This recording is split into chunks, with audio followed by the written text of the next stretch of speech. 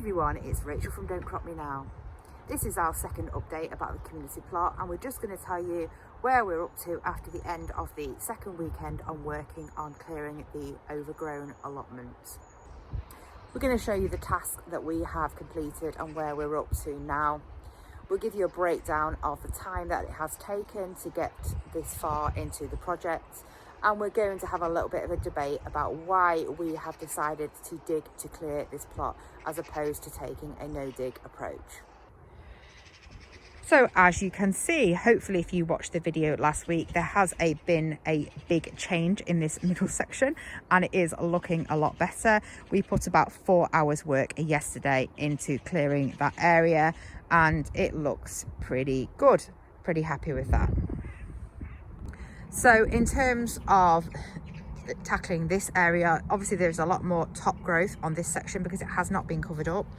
So what I am going to do is I'm going to use this brilliant tool here, which is called an Azada, to basically try and break up that top section. This is not going to touch any bindweed that is underneath, but it will mean that we can get up all those sorts of grassy areas which are quite difficult to dig through.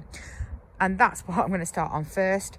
So I'm going to use the Azada and then I'm going to use this bit of a makeshift sieve to try and get any of the big grassy bits and weed tops out. And that will mean this area will then start looking a little bit clearer and we can start turning over just like we have there. That's Galileo, who's one of our allotment cats who has taken to having a good nosy around the plot. Galileo! He's not that friendly, but he's very cute. So that is going to be our job for today. So let's talk about no-dig, and specifically in this instance, really why we are not choosing to use the no-dig method to clear this community plot. Now, if you are an avid follower of our videos, I'm sure you will have recognised that our full plots are completely no-dig, and we talk about using the method quite a bit. However, we really need to consider time. And with time being the biggest factor, what we mean is time available at certain times in the year.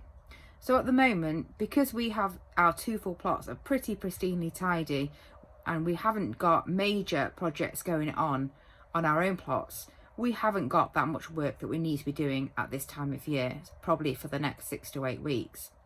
But once it gets into spring, we are going to be busy, busy, busy. It takes a lot of time to plant up 2 full allotment plots that are specifically for our own use. Therefore, if we cleared using a no-dig method, and I am absolutely not suggesting no-dig would not work to clear a plot that is completely full of bindweed.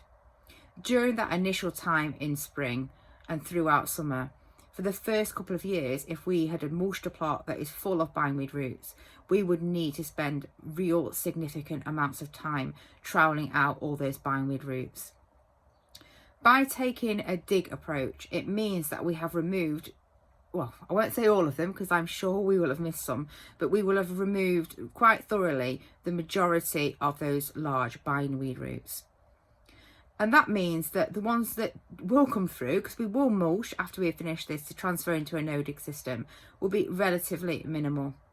So in the spring, when we need to spend that time planting up our own plot, we're not having to spend lots of time troweling out bindweed and making the maintenance of this community plot really probably quite unrealistic for us at the moment.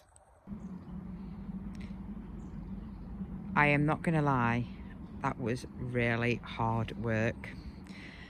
I think since we've had tidy plots and really since we've been no dig for quite a while now, I forgot how much work it is to dig, and that was hard physical labour. I have a feeling I might be stiff as a board tomorrow, but as you can see, I managed to remove the majority of that top growth. I also managed to get the big bundle of that nettles out, which was here, and that was really difficult. It was massive, absolutely massive. I have decided just to bag that up and get rid of it.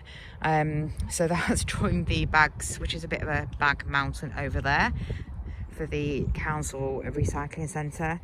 But you know what, I'm actually again pretty pleased with my work on this. I think I'm going to take that blue tarp that we've just got over our manure pile and I'm going to put this down on some of this section, and then I can sort of ignore it a little bit and not worry about it looking really bad. But overall, pretty good. About 3 hours really to do that section. So I've decided I'm going to use our whiteboard in the shed to just record a little bit of the time that's taken us to clear this plot. And this is a summary of the first week. I think beyond dragging that tarp over, I think I've had enough for today. So this has been in February. So the first weekend, we had 2 hours removing the brambles and sort of getting things covered. And that was in the first video update. And then after that, I did spend another 2 hours disposing of all that woody waste and just sort of tidying up.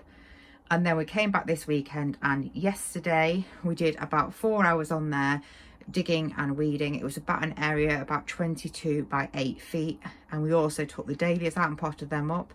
And then today I've done about 3 hours with that sort of surface weeding and removing that massive patch of nettles. So that gives us so far a total of 11 hours on clearing the community plot.